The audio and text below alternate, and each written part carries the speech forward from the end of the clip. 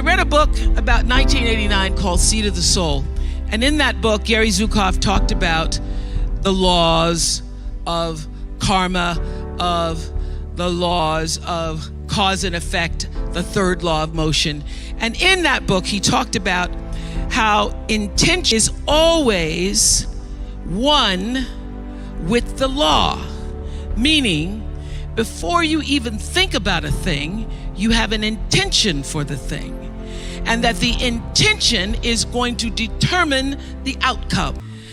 The intention with which you give, the intention with which you serve determines the outcome. So when I figured that out, I went, whoa.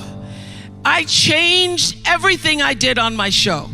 I called in the producers and I said, from this day forward, I will no longer be speaking to the KKK. I will no longer be speaking to people who are fighting each other in a way that it is damaging to the character of myself and other people who watch. From this day forward, I am only going to do intentional television. So it is my intention to fulfill the dream of the Creator. It is my intention to live to the highest calling and be pressed to the mark of the highest calling that I have come to do.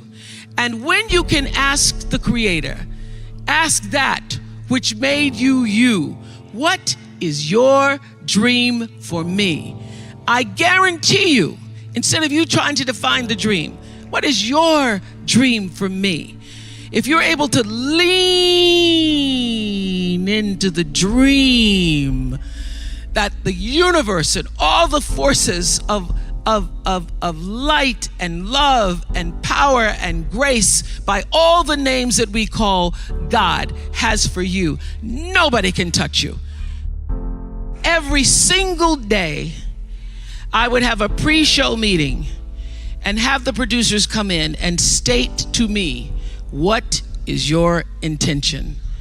How do we want to use whoever is on this show, whatever is happening on this show, to serve the audience in a way that fulfills the mission of uplifting, enlightening, encouraging, as well as entertaining? And if it doesn't do that, then I can't do it.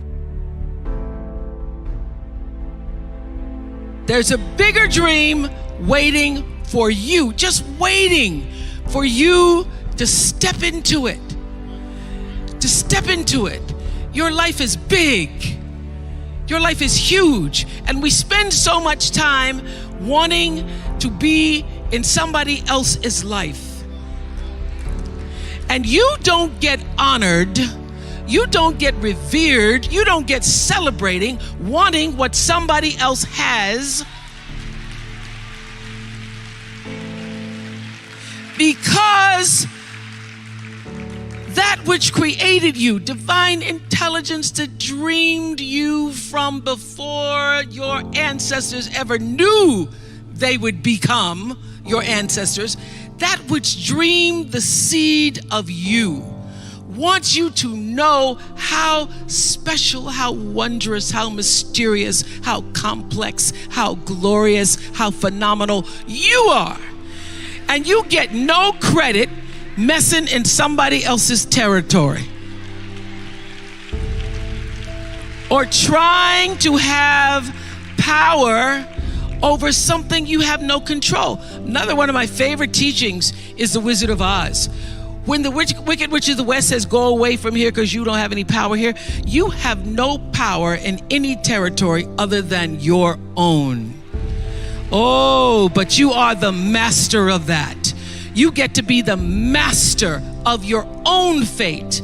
You get to be the captain of your own soul. And if you just manage that, if you just took care of your territory, oh, the glorious, glorious, glorious, wondrous, wondrous opportunities and possibilities that are waiting for you. So the question is, what are you resisting?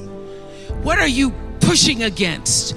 What are you not allowing? What are you blocking because you have this idea of who and what you're supposed to be, instead of leaning into the dream that's already been created and waiting for you. It's waiting for you.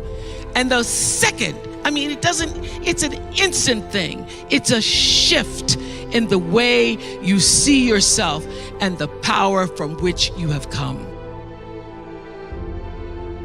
I went through some tough times after I left the Oprah show. I made a conscious decision that when I felt I had said all that I could say and the audience had heard it, that I would move on and that I would not spend my life regretting or trying to hold on to what used to be or hold on to what I had. So I dreamed this dream of starting a network. And in the beginning, it was a struggle. It was a struggle because honest to goodness, I did not know what I was doing. I was trying to figure it out.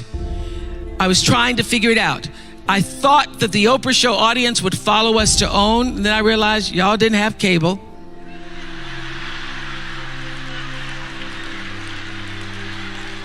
And if you had cable, you did not have the OWN package. And then I started to dream another dream about scripted television, because in the beginning I was told you couldn't do it. You couldn't do it, didn't have enough money to do it. And I dreamed the dream. I read Proverbs 11:28 that says, those who trust in their riches will fall, but the righteous will rise and thrive like a green leaf.